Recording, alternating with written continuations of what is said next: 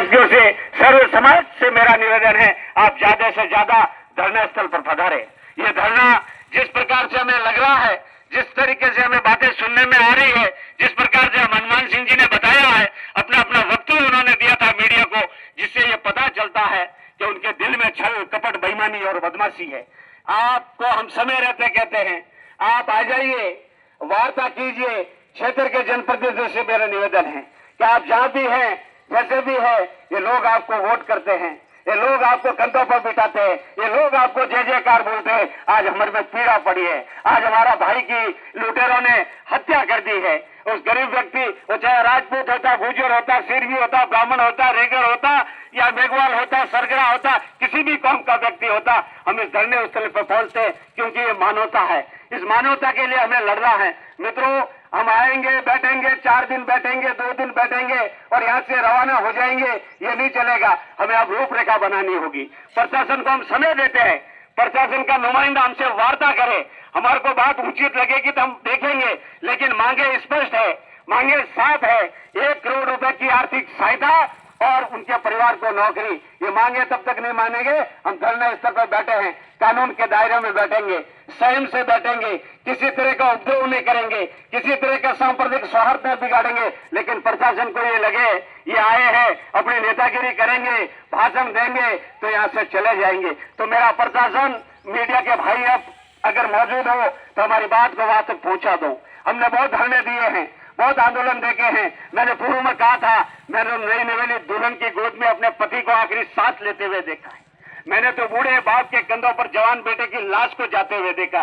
तो ये सर्व समाज आपसे डरने वाला नहीं है, आपके प्रलोभन में आने वाला नहीं है। हमारी मांगे उचित है, हमारी मांगे जायज है और इस मांगों को आपको मानना पड़ेगा। अगर नहीं मानेंगे तो हमें कलेक्टर महोदय का घेराव करने की आवश्यकता नहीं है, हमें एसडीएम के कार्यालय में जाके घेराव करने की आवश्यकता नहीं है, हम थाने में जाके घेराव करने की आवश्यकता नहीं है। लोकतंत्र के तरीके से, गांधीवादी तरीके से हम आंदोलन कर रहे हैं। अभी तक हम शांतिपूर्ण तरीके से करते हैं, लेकिन मैं आपसे ये कहना चाहता हूं, मैं आपसे इस मंच से, इस धरना स्थल के इस जगह से ये कहना चाहता हूं, अपनी बात को, हमारी बात को समझ ले, अन्यथा यह आंदोलन उग्र होगा। और यह आंदोलन उग्र होगा तो यह लाखों की भीड़ में आएंगे। और आप तो क्या एसडीएम साहब, कलेक्टर महोदय मौके पे आएंगे, अरे आप तो क्या जनप्रतिनिधि, जरूरत पड़े तो राजस्थान का मुख्यमंत्री भजनलाल जी भी इस धरने स्थल पर आएंगे, क्योंकि ये समाज सर्व समाज का धरना है। ये किसी व्यक्ति विशेष की लड़ाई नहीं है, ये किसी व्यक्ति की लड़ाई नहीं है। अगर मैं आपको ये कहता हूं कि 2 मार्च की लड़ाई होती, आपसे देश तक की कोई लड़ाई होती, आपस में दुश्मनी चली आ रही होती और मर्डर हो जाता तो ये और बात है।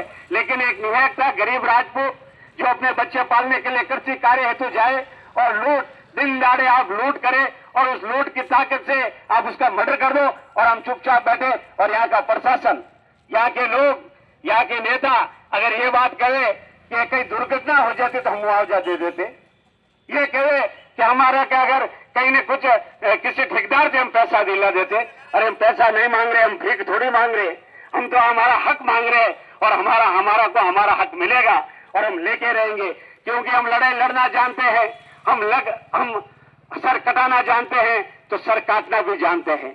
मैं ज्यादा आपसे नहीं कहूंगा, मेरा निवेदन है आपसे, मेरा मित्र आपको मेरा निवेदन है कि आप यहाँ से कहीं उठ के चले जाए, ये धरना तरतीब पर चलेगा।